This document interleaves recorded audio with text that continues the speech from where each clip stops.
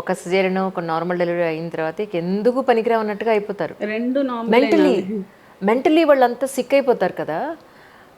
ఇన్నాళ్ళ తర్వాత కూడా నాకేం తక్కువ అని తొడగొట్టారు గట్టిగా.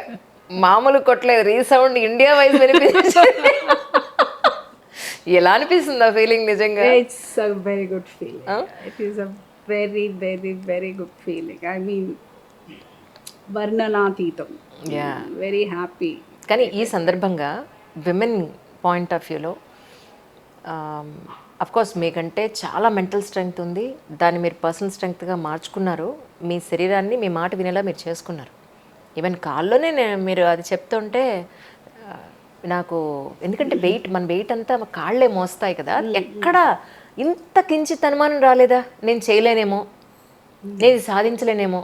అసలు నేను ఆ మైండ్లో ఎప్పుడు నాకు అది పాజిటివ్ అయి ఉండొచ్చు, అది నెగిటివ్ పాజిటివ్ అయిన ఉన్నో, కానీ ఏది ఫస్ట్ నేను కాదేమో, అవ్వదేమో, చేయలేనేమో, రాదు నాకు.